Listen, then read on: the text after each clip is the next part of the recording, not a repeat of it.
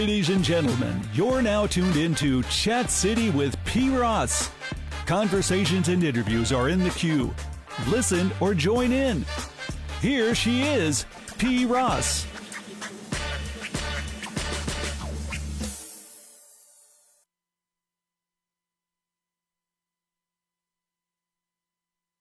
P. Ross, and this is Chat City with P. Ross. I'm excited. Oak 93.5 WRLY. I have some phenomenal ladies in the studio with me today who are here, and I know that they have some great information, great insight, much encouragement. So you want to stay tuned right there where you are, whether you're in your car, in your office, at home. I have a treat for you on today. Welcome, welcome, welcome. Ladies, welcome to Oak 93.5. Thank you for being here today. Thank you for having us. Absolutely. I have two ladies that I've had the pleasure of knowing for some time now, a long time. And I am certainly delighted to have them in here today. We have Crystal Smith and Angel Diggs. So I'm excited, ladies. I know it's going to be an awesome Crystal Baldwin and Angel Diggs. I know today is going to be a wonderful day. Crystal is still a newlywed, so I'm getting used to her last name. You've been married how long now, Crystal? 3 years. 3 years, yes. So she is now Crystal Baldwin, and she is someone who I've watched her for some time now. Crystal parents 2 children. And for many years, she was a single mom, and I was always intrigued by Crystal, always intrigued by how you navigated through single parenthood, having your daughter who has matriculated through college and is in the workforce and doing great now. Very excited about that. And then you have your son, Ernest, who's also a phenomenal young man. And one of the things that I always looked at, and I was so impressed by how you raised your son. Ernest has special needs, and if you don't mind sharing with our listeners today what his diagnosis is. Well, my son is Ernest Freeman, and his diagnosis is autism. So he has autism. He's on the autism spectrum. And on the spectrum, and he is a phenomenal young man. I enjoy seeing him, and always so happy. And he's a friendly young man. So I really like Ernest. I see him sometime online. He's one of my friends on Facebook, so he'll send little things to my inbox and all that. And so he's an amazing young man. So talk to us a little bit about yourself, Crystal. Again, we know you're married. We know you parent your 2 children. Tell us something. Tell our listeners something about you. Well, I am an educator at Wake County Public School System. I've been there for like 7 years as a special needs teacher, working with kids with emotional and behavior issues. I also, prior to that, I did 12 years working in a child care center as a teacher, pre-K teacher to assistant director to director. Prior to that, I also, for 5 years, I worked with private organizations working with adults with special needs for 5 years. So I had clients there.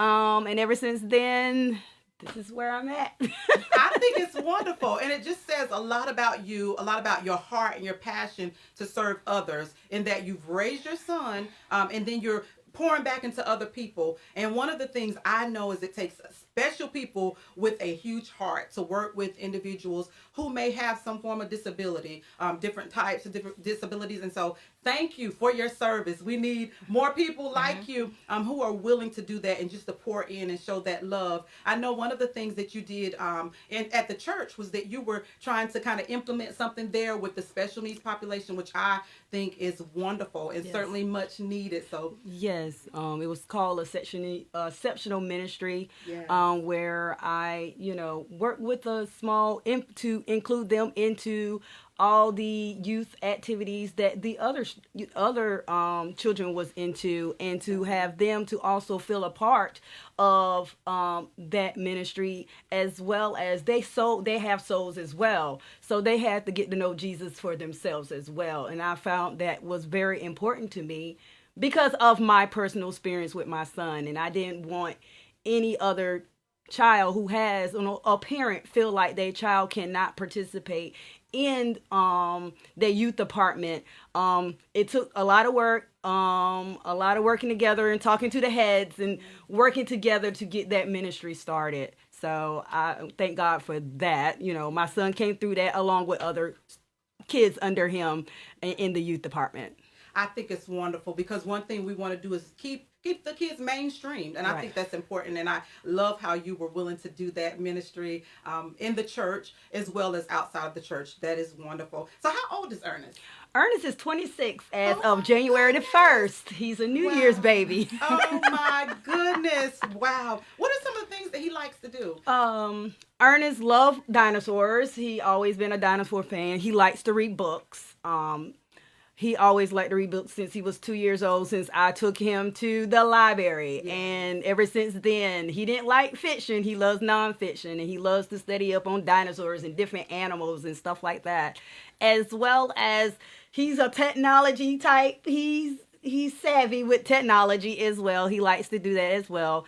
And Ernest is pretty much quiet and laid back young man, to himself. So those are the basic things. Of course, going to the movies, watching, typical things that mostly his age group would love to do.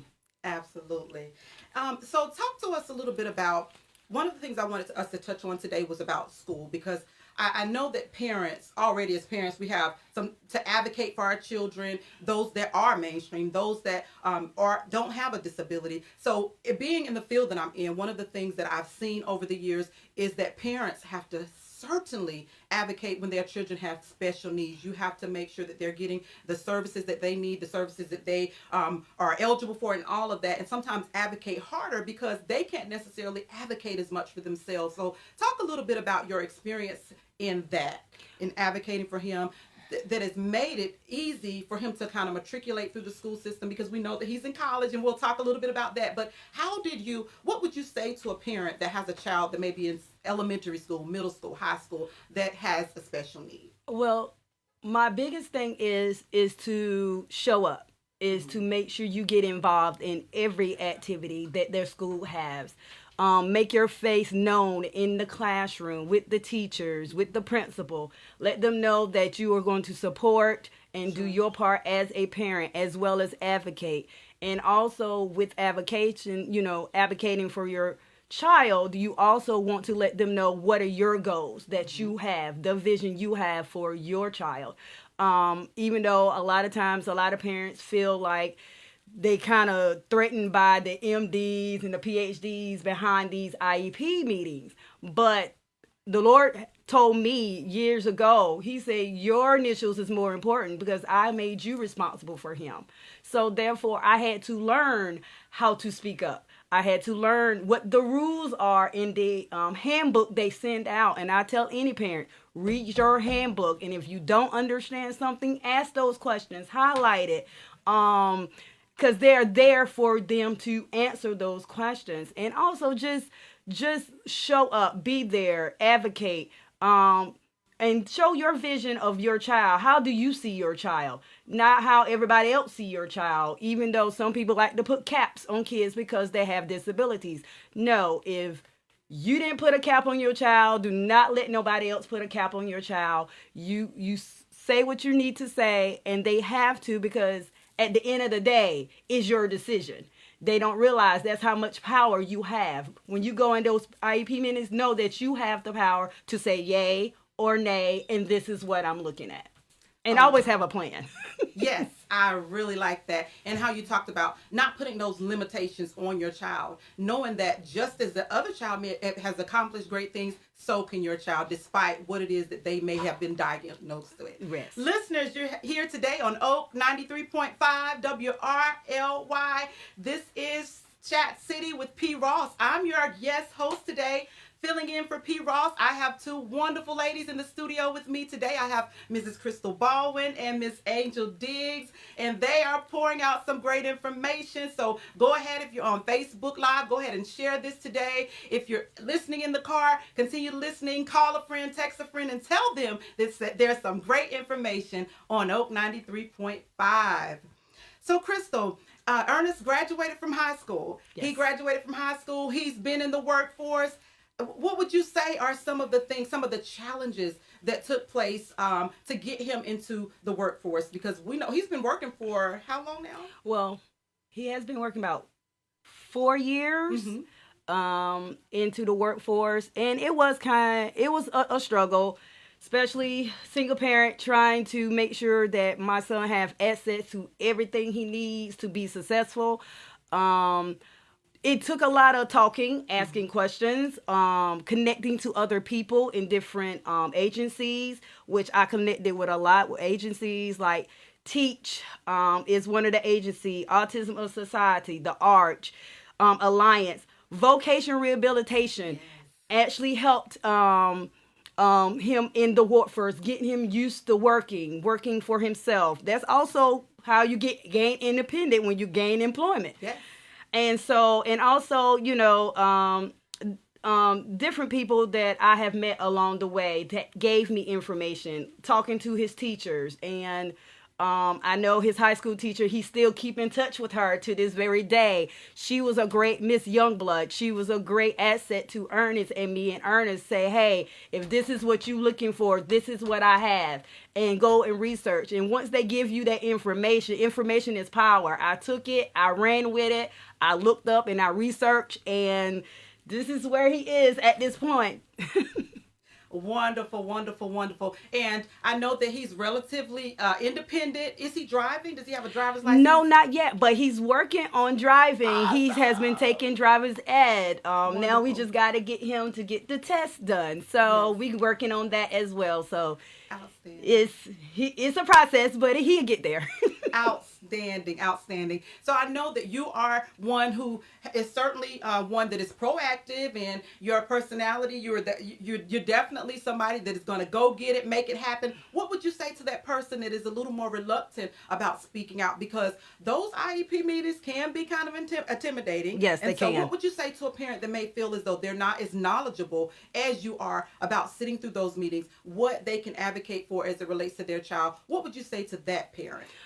With that parent, I would say if you are comfortable with somebody else joining into that meeting and you know that they are better at explaining and speaking things for you on your behalf while you in that meeting, you can have them to represent you in that meeting, as well as legal aid if you want to provide illegal aid to assist with understanding the law or what the policy is at the same time. They can bring whoever they want into their IEP meeting because they are a part of the team and you need that support. And so if you need a representative, whether it's a family member, whether it's a legal aid, or somebody that's a little bit more knowledgeable that you feel comfortable with going in with you, then you have all rights to do that. Great information, listeners. Today you're on Oak 93.5 WRLY. This is Chat City with P. Ross. I'm your host today, Tameka Douglas, and I have two women in here in the studio with me today. I have Angel Diggs and I have Mrs. Crystal Baldwin. So again, thank you for joining in with us on today. We've got some great information that we are sharing. I know that you're out there taking notes. If it doesn't help you, just know it may help somebody else. So Ernest is in college. He's transitioned from high school, the workforce and all that into college. What was that process like for you in the application process? That can be a tedious process for a lot of people. So what did that look like with you applying to not just any college? I mean, Ernest attends a major university. Yes. What did that process look like for you? The process is the same process as any other college student who wants to participate into college. But so for the thing of it is the amount of students who have special needs is allowed to be able to go. So we have to fill out this thick packets of information and sending in diagnosis and stuff like that into the school. And out of thousands of those students' applications they only select 25. So, blessed be the name of the Lord. Ernest was one of the 25 that they selected to actually come to college. And so, I leap for joy. Lord, thank you. because that was always his goal. It was not my goal. And all what I always tell, and I tell parents, sometimes even with your typical kids, if you got goals, and you allow your typical kids, per se, to set goals for themselves, let them set goals for themselves. Those was one of Ernest's goals. And so, okay, Ernest, we got to make this happen. We got to do this. This is what we have to do. This is the process. And to allow them to go through the process, transitioning into college, because now you coming independent. And so with that process, it was tedious. And when we got that letter in the mail, Ernest, you got accepted. So Ernest was so excited, and I was excited, and I was thinking, God knows, many tears, shouting on the floor, just because technically he was not supposed to be in this position based off what the information they were giving me in his early years of his life. That's amazing. It's amazing. And again, he's at a major university, and it is just so wonderful that you were willing to go through that tedious process. And I like something you said that is so key. You talked about his goals and making sure that lined up with what you want for him, because if you have buy-in for him, it makes the process easier. It's nothing like completing all that paperwork and then he's like, hey, listen, I don't want to go away to 4-year college. I want to, go on the vocational track, or I just want to work. So having that buy-in from him, because although he may be diagnosed or on the spectrum, he still has rights. He's still a human being. So kudos to you for allowing him to be in that decision-making process as to whether or not he wanted to go to college or whether or not he wanted to stay home and just work. So Great job with that and following through. And yes, it is a limited number of students who have special needs. So kudos to Ernest. Great job for you. I mean, I'm just so proud. Again, it's just an example, and it's a testimony of what God can do. So congratulations again. What did that transition look like for him in transitioning onto that large campus? That's a big campus, a lot of students. I can say I was more nervous than he was. Yes. We did a tour, of course. We met with the staff that will be working with him, also setting up the extra support he may need while he's on campus, walking through where his classes were and everything else. And number one thing he had to know what the cafeteria was, Lord knows. we have to know when we going to eat. And Ernest definitely wanted to know where he was going to eat. So with all that, walking through that process, and then they had to help me to actually let my hands go. Mm-hmm. And they was like, okay, mama, you got to let them grow. You got to let them go. It's not too, now they'll contact me or whatever, but 98% of the time is about him or what he is able to do. He has to show us that he's able to handle this campus. And at the first year there, my nerves were tore all to pieces. Yeah. And, I was trying to get down there every other weekend. Yeah. But as Ernest navigate the first freshman year of his life, I'm getting emails from the director over the department saying, oh, Ernest is doing well. Ernest is going to his classes. Ernest is doing this. And I was like, oh, Lord, thank you. Now, can you calm my nerves down just a little bit? Because my concern was him to be able to advocate and navigate through this big college. And this big college is like the big world. You got to know how to navigate. You got to know. But in order for him to know how to do that, I had to put him in a position to be able to do that and become independent at the same time. Absolutely. Wow. And I can't imagine how you probably felt just dropping him off. I mean, we all do it. Right. Wanting to go every weekend and see what's going on the campus. So I know that was a transition for you.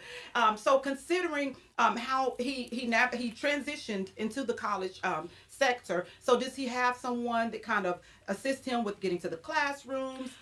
And kind of maneuvering through that large campus? Well, Ernest normally get his own self to the class. Wow.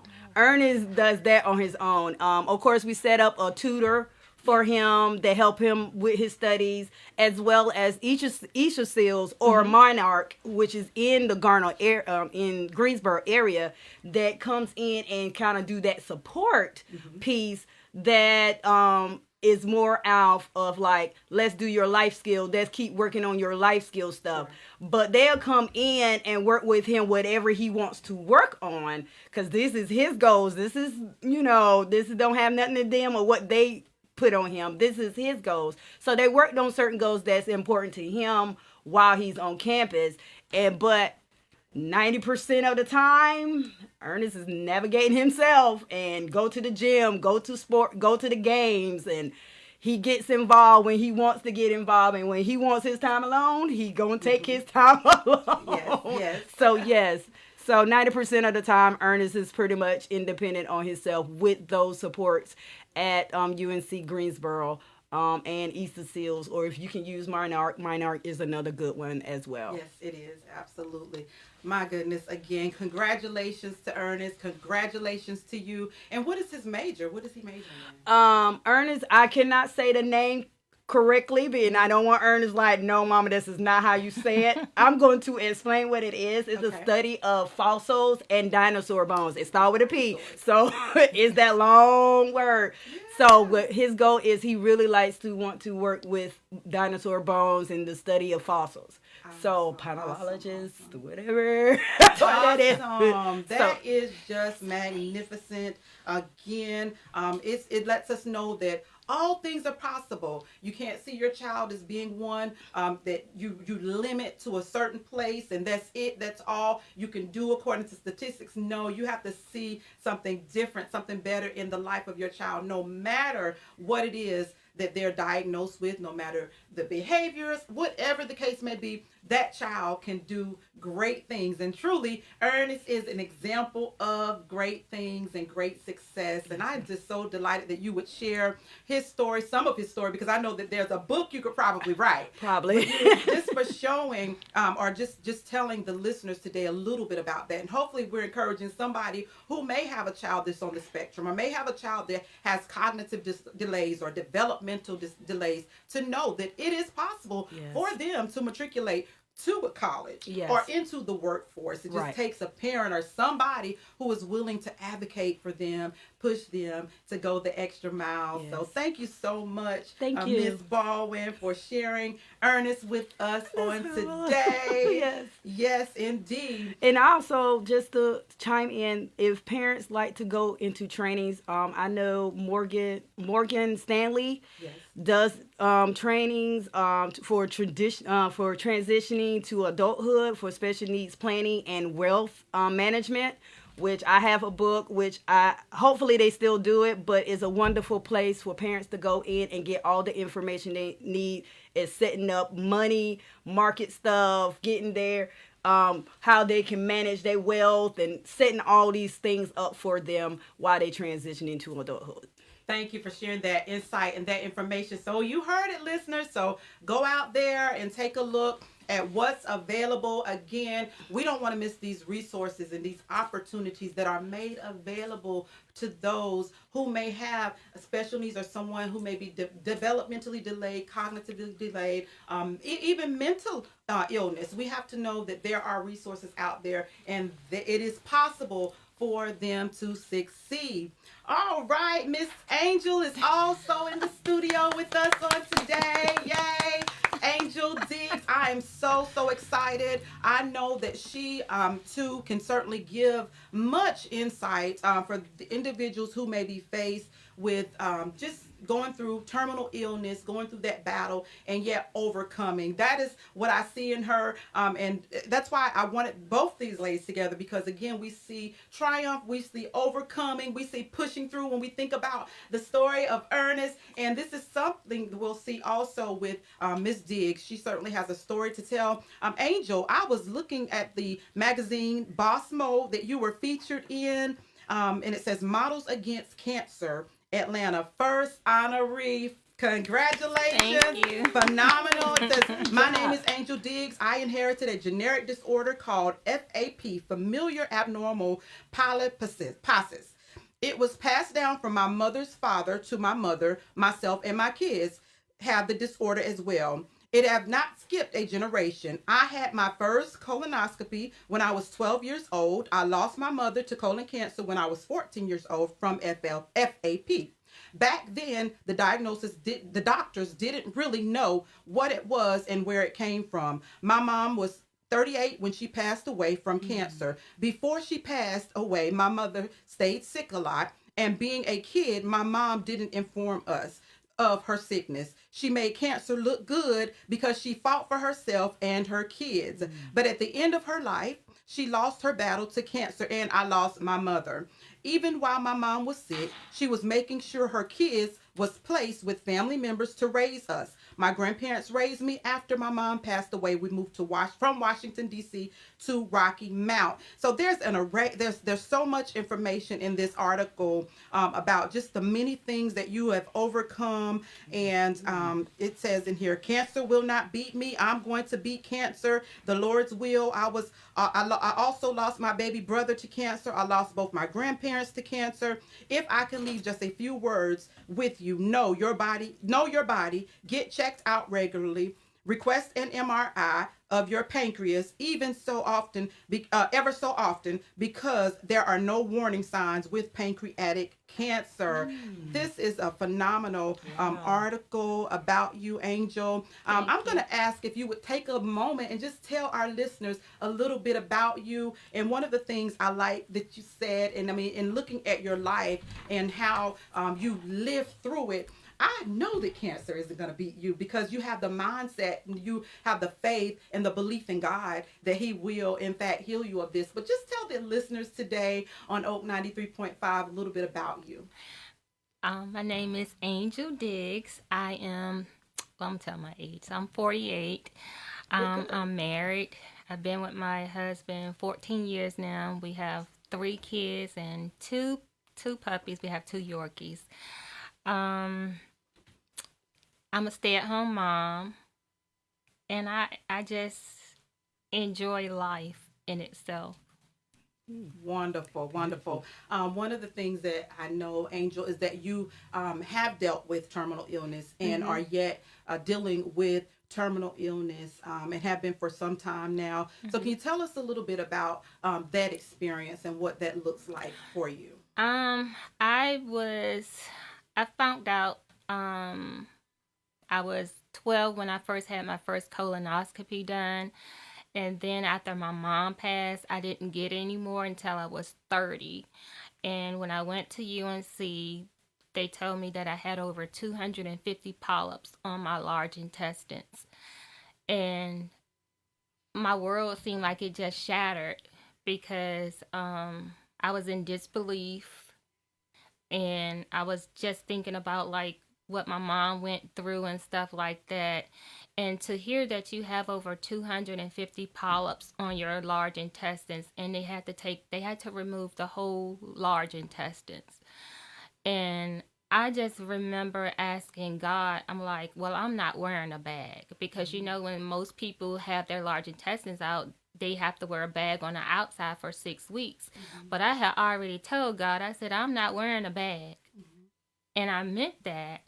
And I had the surgery and everything. And I did not have to wear a bag. So I would say me dealing with the FAP, which is familial abnormal polyposis, which is inherited, from generation. It can skip generations, but in my case, it didn't. And at 18, I found out I had thyroid cancer. I was graduated from high school. I was ready to live my life. Like, I'm 18, I'm ready to go and experience life. And then you get hit with this bombshell like, well, you have thyroid cancer. I'm like, what? And, my grandma, they begin to pray, and I end up having a surgery. So they removed half of my thyroid gland, but then it came back 4 years later, it came back on the opposite side. So I end up having to have the whole thing, the rest of the thyroid removed. And I had to go into isolation where I had to drink this iodine. They bring it in like this silver, it's like a silver jar. And I had to drink that. So I couldn't be around no sunlight, no pregnant people. I couldn't be around anybody. So they pretty much had me isolated. And fast forward to think I did pancreatic. I found out about that. I told my husband, I said, well, my side is hurting, because every time I went to the doctor, they was like, well, let me give you this for pain. Let me give you this for pain. But it wasn't fixing the pain, because the pain was still there. And with pancreatic cancer, you don't get a warning sign. It's not telling you to, it's just like your side hurts. That's the only warning sign that you get. And for me, when they took me in and they did the MRI at Duke, they said, well, you lit up like a Christmas tree. So I had not only the body, but I had 3 on the head, the body, and the tail. And mind you, I already had my summer planned. I already had the Disney World, like everything was booked, paid for, and we was just ready to go. And then I get hit with, I have to have surgery. They gave me 3 months to live and 4 months to have the surgery. And so I was contemplating. I was like, well, Lord, I got to have this surgery, because if I don't have this surgery in this amount of time, then I could die. And I'm like, well, I got my kids over here, so we already got this journey already planned. So we was like for a whole week. And so I had to let them know. So then I pushed the surgery date up. And so I ended up having a surgery. I was terrified, but they called it at stage. It was at the beginning of stage 1, and I just remember going into having a surgery, and I remember like when my post-op from the surgery at Duke, I was real sick, so all of my vital signs, everything had dropped. And so my husband was telling my doctor, he was like, well, you need to keep her, because she's not going home. Everything was out of whack. And so they admitted me in the hospital, and I'm grateful that they did, because not only did I have complications from the pancreatic surgery, I had got a chest tube got infected. They had to take that out. I had 3. Then I told the nurse, I said, well, I can't breathe. And so they immediately did a chest x-ray, which I had 3 liters of fluid on my lungs. So they immediately rushed me downstairs and put a new chest tube in my back. Well, when they did that, I ended up getting another tumor that was in between my ribs. So I had that tumor that came back. Then I had the one that was already came back on my back. So that happened, and I just remember going. I ended up catching MRSA in the hospital, and I've had over 20-something surgeries, and I've never caught MRSA. And so all my surgery was done at UNC, except for this particular one. And I told my husband, I said, well, since Duke found it, I'll let Duke do it, But, I mean, Duke is an amazing hospital. I have amazing doctors at Duke and UNC. But for that particular surgery, I just went through, it was a lot. I ended up still making it to Florida. My doctors wrote a letter out for me to get on the airplane, and I went with the tube in my back, and I went with the PICC line I had in my arm, and we had to do the IV, the IV, which was every 12 hours. So I had to do the IV things every 12 hours, along with doing the flushing, the PICC line and stuff like that. They searched me at the airport, and I said, well, I have a chest tube in my back, and I showed them all my medical paperwork and stuff like that. But I wanted to make sure that I had my surgery. I had ample amount of time, because in my brain I'm like, well, hey, get this surgery done. I haven't, I never had any problems with any surgery that I had except for this one. And I'm like, well, shoot, we got to be going to, the Disney World, to take I couldn't break my kids' heart, because they was already set on it. And I prayed to God, and I was like, God, I have to get my kids to Disney World. I went sick. I was still plugged up to everything. But my husband was there, my sister-in-law, my brother-in-law. So everybody pitched in and helped me with the kids and stuff like that. But yeah, they gave me 3 months to live and 4 months to have the surgery. And this is my 5th year. I'll be in admission for pancreatic cancer this year. Wow. Thank the Lord. What an amazing story of just overcoming and beating the odds. Yeah. Look at that time frame, 3 months, and you're still yet here. Yeah. Mm-hmm. Listeners, today you're on Oak 93.5 WRLY. This is Chat City with P. Ross. I am your host today, filling in Tameka Douglas. I have with me in the studio Miss Angel Diggs and Mrs. Crystal Baldwin on today. Thank you all for joining in. And also, we want to welcome your phone calls. You may have a question about Crystal's amazing story about how her son matriculated through high school and has transitioned to college, or you perhaps may have a question for Miss Angel, who is an amazing woman who is yet triumphant in her experience in dealing with terminal illness. Our number today is 919-899-9305. Dial in. Angel, you talked about your children. Mm-hmm. Talk to our listeners today about how you navigate through all, because you're yet in a battle with cancer. Talk to us about that. You've overcome the pancreatic, and you're in remission for that, but you're yet in another unforeseen battle. So just talk to our listeners a little bit about what you're faced with now and how you are able to yet parent your children successfully, and how you kind of balance the two, because you still have children to raise in the midst of what you're dealing with. Man, I got to give all my praise and glory to God, because if it was not for God, what you see, it would be impossible. You know, a lot of people be like, well, you don't look sick.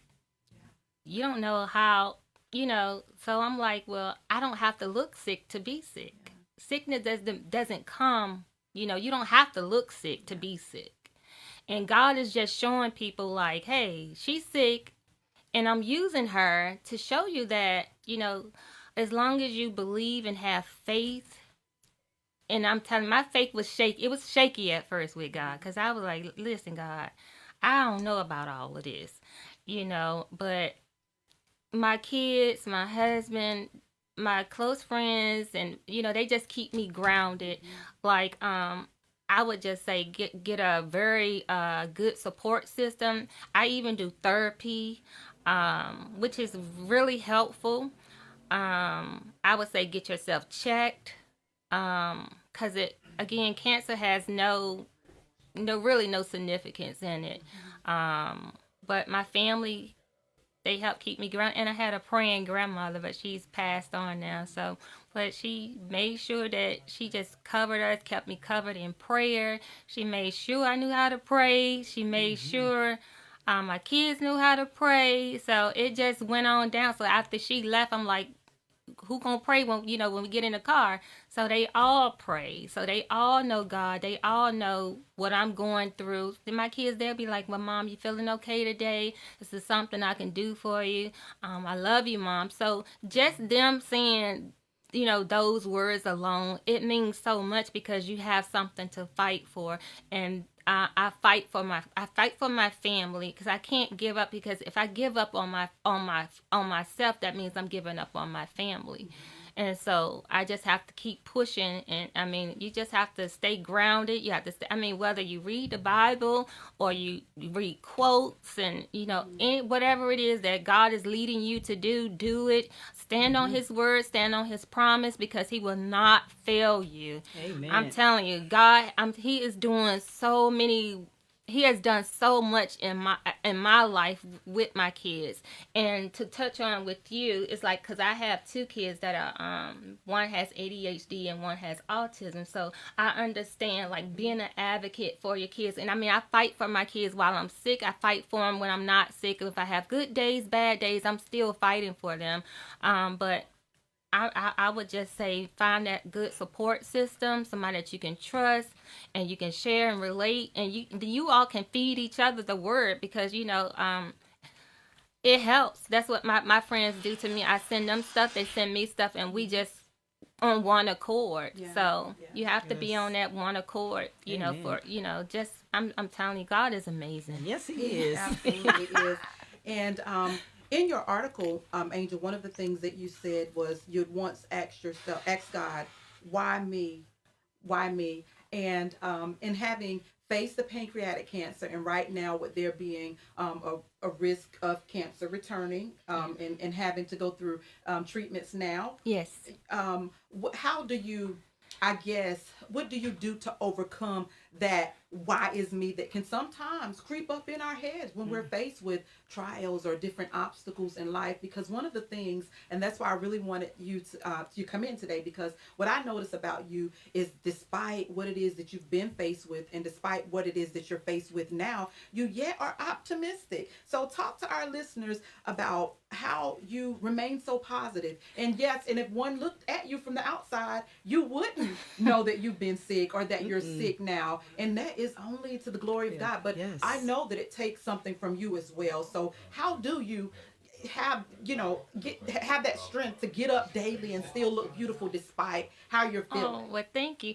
Well, I question God. I know we're not supposed to, but I asked God, I said, why me? And he said, why not you? So he said, what makes me any different from anybody else?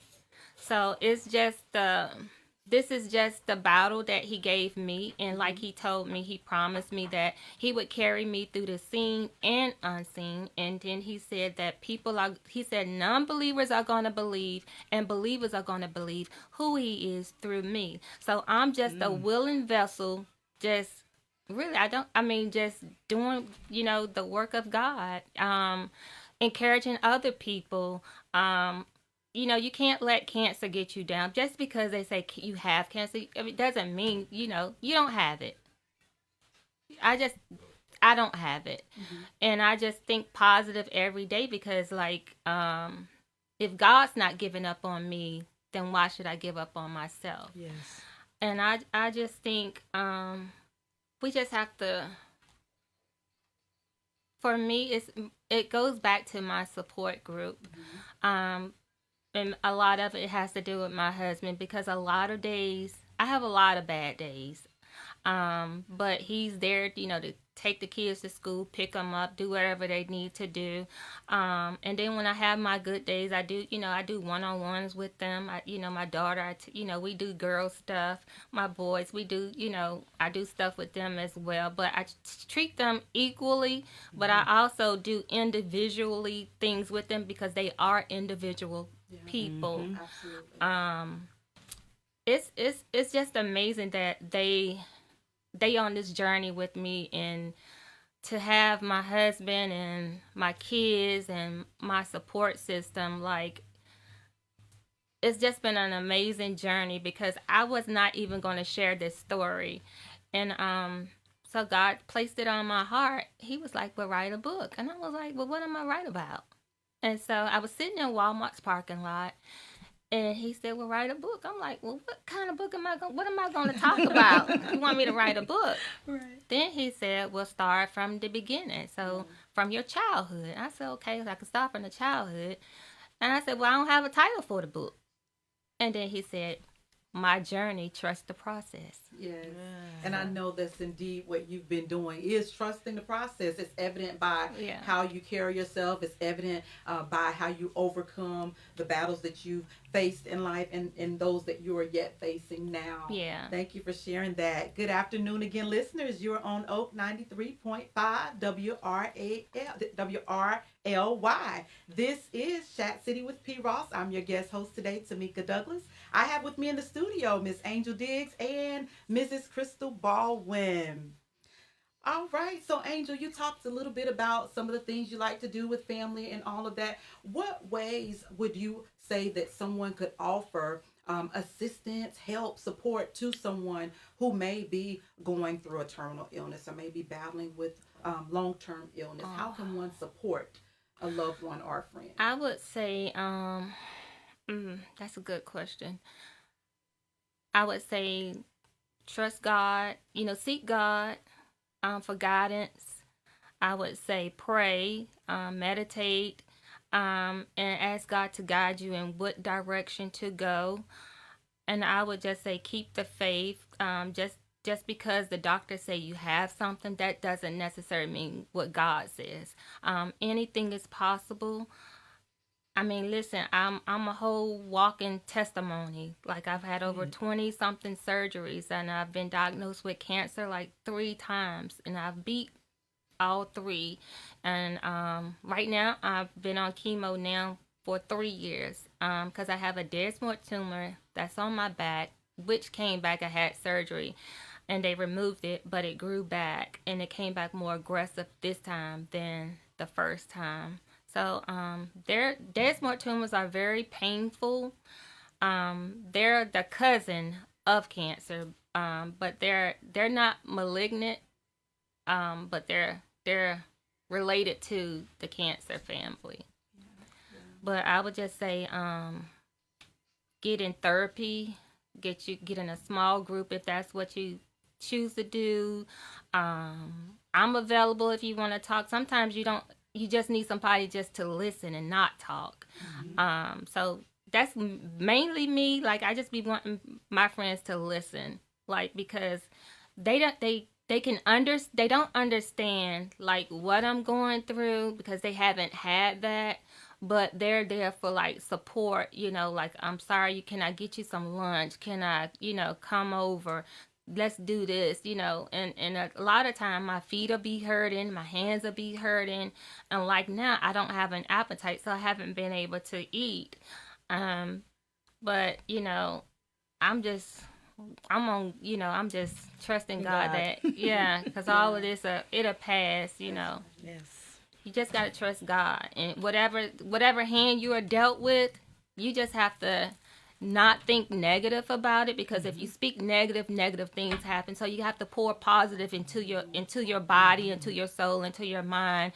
And you just have to surround yourself with positive people and keep away, like, from the negativity and the negative people that's in your circle. And sometimes God will remove those people from your life, so you can elevate and do. I mean, I'm telling you, he's amazing. Yes. Like, he's so amazing. Yes. And what does coping look like for you? Because one of the things I know in my dealings with people who have gone through various treatments and sickness and things like that, sometimes there are days when you don't even want to get out of bed. Sometimes there are days when they're depressed. Sometimes there are days when you just feel sorry for yourself. What do you do to cope with the many different feelings that I'm sure? Well, I fell into depression, and because I was like, I just kept having major surgeries. Like, I think it was like 4 years, I was just having major surgeries back to back. Like, I would have a surgery the beginning of the year, and then 6 months later, I'm having another surgery. I had a bowel obstruction.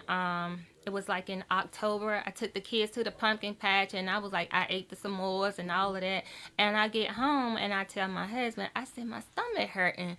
And he was like, what? I said, well, you know how, like, when your cycle come on? He was like, no. I said, well, and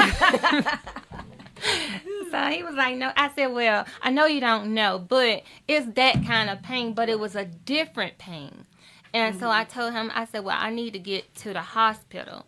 And I'm so grateful that my husband got me to the hospital, because had he not, I probably would have died, because as soon as he got me through wait mid doors, I collapsed. Wow. And I had to have emergency surgery within an hour. My goodness. And then I fell into depression, because it's like every year I'm having 2 major surgeries.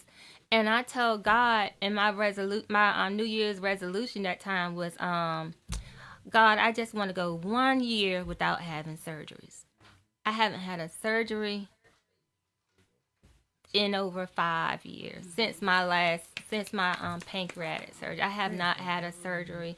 Amazing. And then, like, I'm like, well, do I need surgery? They was like, no, we're going to try this. I said, okay, God, I see you working. I know that's right.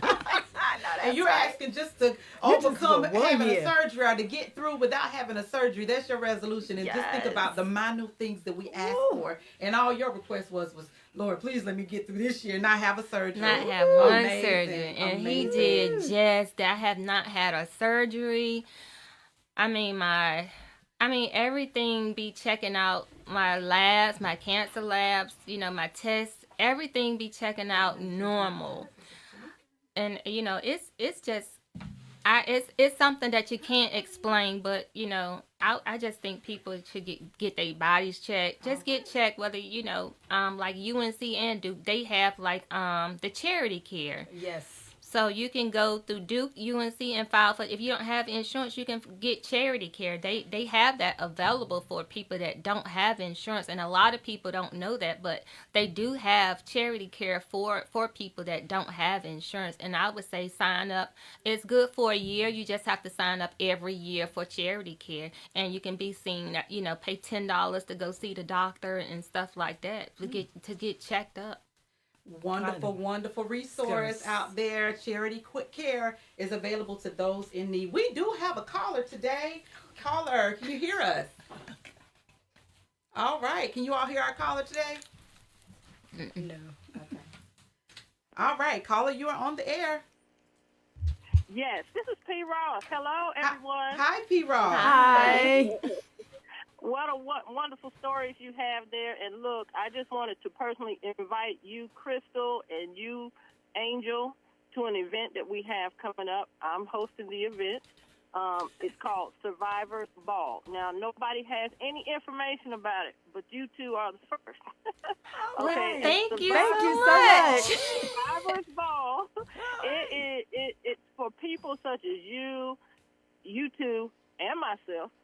We're just going to get together and have a good time. We're going to celebrate with others that have gone through some traumatic things or experienced some things, no matter if it's health-related or home-related or, whatever. We're going to get together and have some fun. We're going to have special guests. We have a comedian coming, Lady Shamar, and we have American Idol contestant who is a survivor of a tragic car accident, Elijah McCormick. So those are our two guests that are going to be there serving entertainment to us, and we're just going to have a good time. There's going to be a DJ in the house, and I would love for you two ladies to join us. Oh, well, thank you so much. I would love to come. Yes, I'm already excited. That's right. Yes. All right, so put March 9th down on your calendar. It's going to be in Aberdeen, North Carolina. And I'll make sure you'll get more details from your host there, okay? Yes, ma'am. Thank you so much. Calling in today, P. Ross. All right. Thank you for being on the show today, and thank you for hosting Tameka. All right. Thank you. All right. Wonderful. Sounds like that's going to be an amazing event. All right, ladies. Well, we are drawing near to the end of our show. You all have been amazing. Again, listeners, this is Oak 93.5 WRLY. This is Chat City with P. Ross. I'm your guest host today, Tameka Douglas. This is my late lunch hour, and I'm just delighted to be here with these ladies in the studios. I know that something has been said on today that has possibly enhanced the knowledge that you already have, or maybe there's something that you learned today that if you don't need it yourself, you can share with someone else. We've had Mrs. Baldwin in here today, Crystal Baldwin, who talks about her amazing son who has overcome so many obstacles, limitations. He's broken barriers, literally doing phenomenal things in college. She's helped him as a special education student to matriculate through middle school, elementary school, high school, and now he's in college. Phenomenal job. And then we have Mrs. Angel Diggs, who is here on today. She's overcome many battles with terminal illness, and she's yet here thriving, living through it. A wonderful example of how you can triumph over situations that may not be easy to get through. So these two ladies have done a wonderful job today. I've enjoyed being in the studio with them on today, and I'm just going to ask each of you to just leave one thing with our listeners. It can be related to someone who may have a child that has special needs. Just leave one positive word of encouragement, and I'll ask you to do the same, Angel, as it relates to someone who may be dealing with terminal illness. Thank you. One thing I will like to leave as a positive note for anyone who has special needs children: never give up on your child. Always seek God for your child, because he gave you that child for a purpose and for a reason.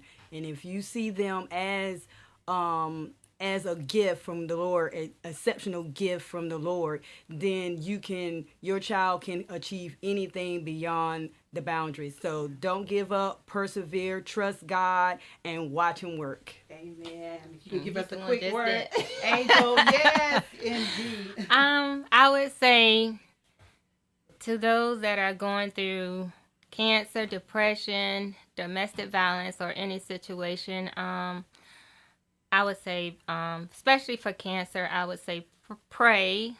Get in you a support group, whether it's therapy, small group, and just trust and believe that God didn't bring you this far to leave you, because He didn't leave me. He carried me, and He's still carrying me, as you can see, because the doctors did give me 3 months to live and 4 months to have the surgery, and it's been over 5 years. So I'm here. So I know if I'm here and God did it for me, He can most certainly do it for you. Yes, He can. Again, thank you, listeners, for being with us on today on Oak 93.5 WRLY, Chat City with P. Ross. Again, thank you, ladies, for coming in today, taking time out of your afternoon schedule and being a part of our show. You're greatly appreciated. And until the next time, everyone, have a great evening. Thank you. Thank you.